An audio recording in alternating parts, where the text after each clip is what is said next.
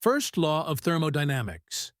Start by picturing any physical situation like a cup of hot tea, or a gas trapped in a piston, or a chemical flask on a bench. In thermodynamics, we split the whole world into two parts: the part we study, called the system, and everything else, called the surroundings. The system is the piece of the universe we focus attention on, and the surroundings are everything else that can interact with the system. For example, in the case of the hot tea, the tea itself is the system, and the air, cup, and table around it form the surroundings. Similarly, for a gas in a piston, the gas is the system while the piston and the outside environment are the surroundings. This simple split lets us keep track of energy flowing in and out because energy does not magically appear or disappear in the total universe as it only moves between the system and the surroundings. Imagine a small family with a mother, a father, and a child. The mother has $50, the father has $30, and the child has $20. This means together they have $100 in total. Now suppose the mother gives $10 to the child. After that, the mother has $40. The father still has $30, and the child now has $30. The total amount of money within the family is still $100. The money did not appear or disappear. It simply moved from one person's pocket to another. In the same way, in thermodynamics, energy within the universe behaves like that money. The system and surroundings are like members of a family, and the energy can flow from one to another as heat or work. But the total energy of the system plus surroundings always stays the same. Energy never magically appears or vanishes. It only changes its location or form. Now, a system can be described in many ways depending on what we allow to pass across its boundary. If nothing at all can cross the boundary, we call it an isolated system. If only energy can cross the boundary, but not the matter like air can cross, it is a closed system. If both matter and energy can cross, then it is an open system. These distinctions matter because they determine what kinds of energy transfers we must think about when applying the first law. If this is clear, then let us introduce the concept of internal energy. Imagine zooming into the gas, liquid, or solid. Each molecule jiggles, translates, rotates, vibrates, and interacts with neighbors. The sum of all those microscopic motions and interactions is the internal energy. So basically, internal energy is the total energy contained within a system, which is the sum of the kinetic energy and potential energy of all its particles. This energy is internal because it excludes the energy of the system as a whole moving through space. In simple words, the kinetic energy of atoms and molecules, such as the vibration, rotation, and translation, are included, but the kinetic energy of the entire system moving from one place to another is not included. Also, the potential energy stored in the chemical bonds and intermolecular forces between the particles are included, but the potential energy from external fields, like gravity, is not included. We label this internal energy as U. When the microscopic motions or the motions at molecular level become more vigorous, U increases, and when they slow down or bonds rearrange to a lower energy structure, U decreases.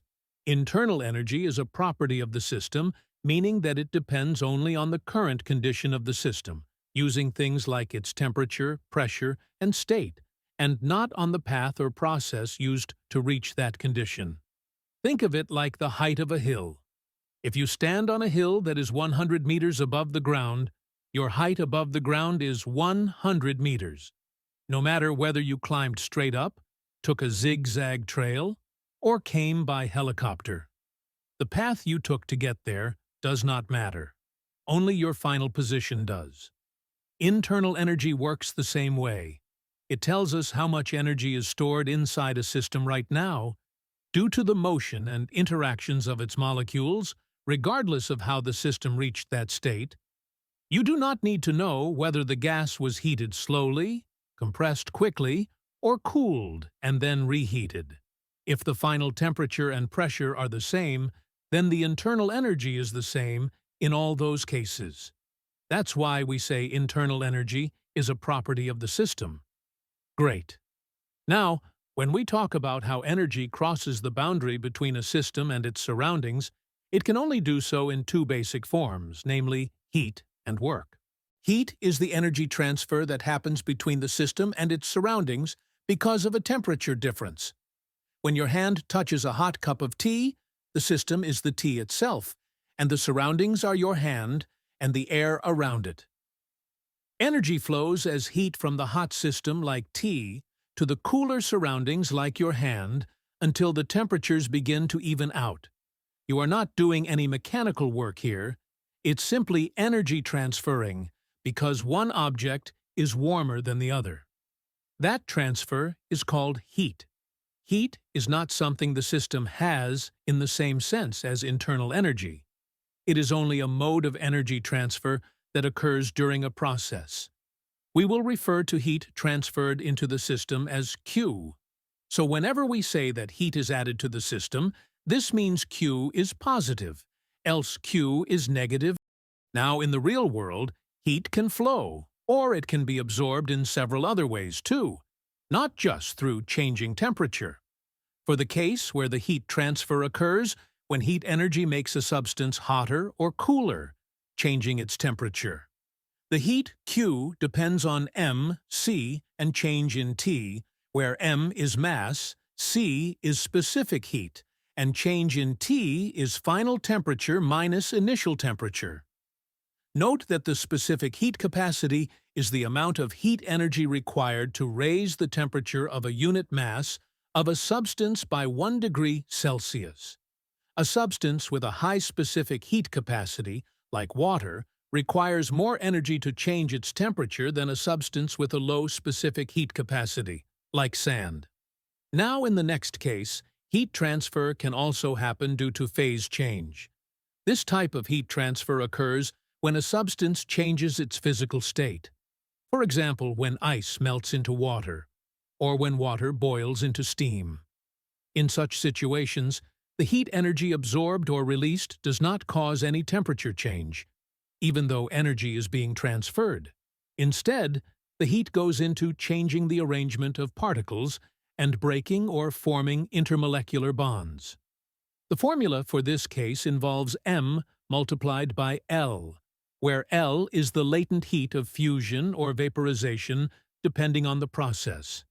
For instance, when 1 gram of ice melts at 0 degrees Celsius, it absorbs heat to break its solid structure, but its temperature stays at 0 until all ice becomes water. This shows that heat can exist without necessarily changing temperature. Another case is heat transfer during chemical or nuclear reactions. When a chemical reaction occurs, like burning fuel or mixing acid and base, energy stored in chemical bonds is released or absorbed as heat. For example, when wood burns, chemical bonds break and new ones form, releasing large amounts of heat into the surroundings. Here, the system's internal energy U decreases as energy leaves it. Similarly, in an endothermic reaction like photosynthesis, the system absorbs heat from sunlight and stores it in chemical bonds, increasing U. In nuclear reactions, such as fusion or fission, even more dramatic energy exchanges occur because mass is converted into energy. All these are counted under the heat term Q in the first law. But the source of the heat here is not just temperature or phase change, as it is the energy associated with chemical or nuclear transformations inside the system. Noise. Now, the other way energy crosses the boundary between a system and its surroundings is due to work. Work takes place when energy is transferred through an organized force acting over a distance, or when some visible effect like expansion, compression, or motion occurs at the boundary of the system. For example, when the gas trapped inside a piston expands and pushes the piston outward, the gas acts as the system, and the piston with the outside environment forms the surroundings. In this process, the system transfers energy to the surroundings in the form of work. Work, like heat, is a mode of energy transfer, and we will refer to it as W. Be careful that heat and work are not stored quantities like internal energy. Now, if the concept of internal energy, heat, and work is clear, then the first law of thermodynamics simply states the conservation of energy applied to a thermodynamic system, which is the change in the system's internal energy equals the heat added to the system minus the work done by the system. So, the change in U equals Q minus W. This equation is the heart of the first law of thermodynamics. It tells us that any increase in the internal energy of the system must come from net energy flow into the system as heat, or by having less energy carried away as work done by the system. This minus sign is due to the fact that we consider W to mean work done by the system on the surroundings. So, if the system, say, a gas expands and pushes the piston outward, W is positive because the system is doing work on the surroundings. Now think like this: if the system performs work and no heat is supplied, its internal energy will fall down accordingly, right? Can you intuitively feel it? It's like someone is using their own stored energy to do a task. So if a gas is using its own internal energy to push the piston, W will be positive, but net change in internal energy will be negative, right? Because gas is using this stored internal energy to do the work on the piston. Hence, there is a minus sign here.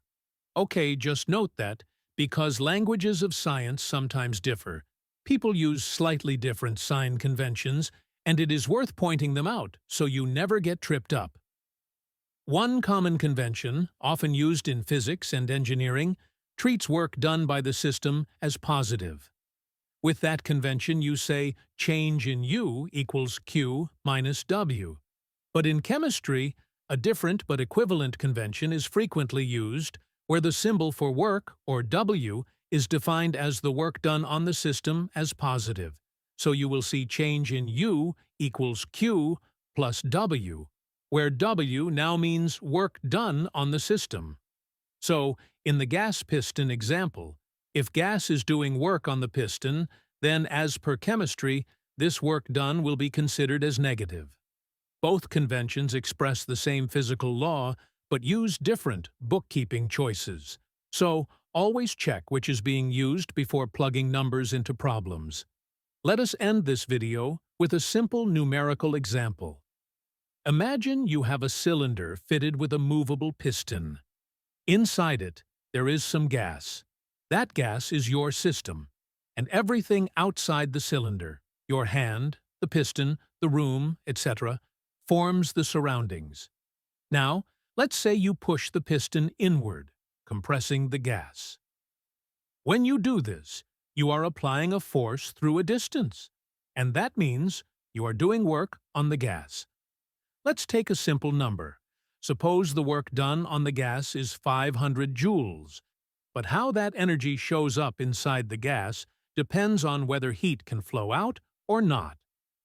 Case 1 is where the cylinder is well insulated, which means no heat can escape through it. This is like covering the cylinder with a thick blanket, so no heat flows in or out. So here the heat transfer, Q, is 0 because of the insulation. Now if we consider the physics formula, then W will be minus 500, because in physics convention work done on the system is taken as negative. So, the change in internal energy will be equal to minus 500, or plus 500 joules. This makes sense, because since all the work you did stays inside the gas, the entire 500 joules of work becomes an increase in the gas's internal energy U. The gas molecules start moving faster and faster, and the gas becomes hotter. Consider case 2 where the cylinder is made of thin metal and can lose heat easily to the air. You again compress the gas and do 500 joules of work on it. But this time, as the gas gets hotter, it starts losing heat to the surroundings. Suppose 200 joules of heat escape to the air. This means Q is minus 200 and W is minus 500. So, change in U will be equal to minus 200 plus 500 or 300 joules.